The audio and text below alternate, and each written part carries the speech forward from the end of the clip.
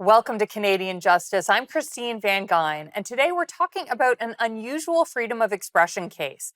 Is your garden a form of artistic or political expression? I think that it is, and courts in Ontario sometimes agree. But there is still tension between gardeners and municipalities, especially when homeowners have what are called naturalized gardens. Naturalized gardens mimic a naturally occurring habitat. Instead of rows of hydrangeas and neatly trimmed grass, naturalized gardens have native plants and look like a forest, a meadow, or a wetland. King Charles has actually famously championed wildflower meadows at his home at Highgrove. These gardens are not just an aesthetic expression, they can also express environmental and ecological beliefs, as well as an anti-colonial sentiment that emphasizes the value of our native plants over imported cultivars. But one man's wildflower meadow is another man's unkept lawn, and some municipalities have actually cracked down on naturalized gardens with bylaw forcibly mowing down these gardens and then later billing the homeowner. Is this a violation of homeowners' charter protected rights?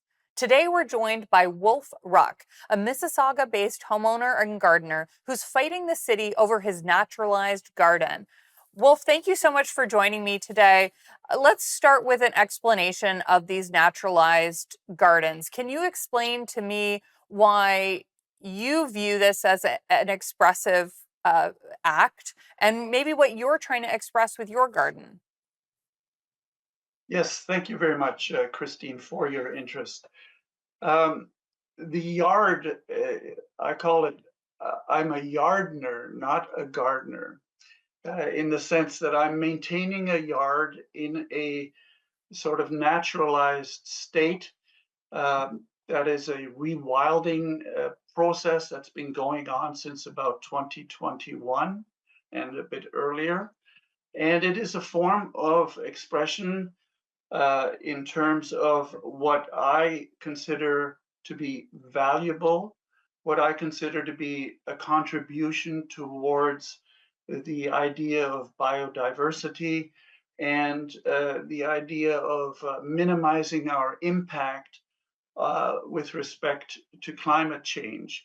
It's something that I'm able to do personally, and in view of the kind of news that we are continually bombarded with for several years now, with respect to drought, fire, flood, and fires, climate change, and so on and so forth, it is a statement that I'm making, and it sort of reinforces my lifelong interest in Mhm. nature, respect for nature, uh, and appreciation for the amazing mysteries that nature offers us every Now, day. we're going to put up some pictures of your garden, but maybe you can describe it to us as well. Describe what some of the plants are, describe the animals that, make home in your yard.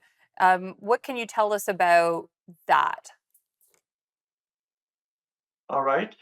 Um, Essentially, my yard is a series of islands that are surrounded by regularly mowed pathways. And these islands contain, for the most part, plants such as milkweed and Canada goldenrod. Those are the primary plants that exist in this naturalized area. Another plant that is there is, for example, the what's called purple moorgrass, or a type of moorgrass, which is actually an ornamental.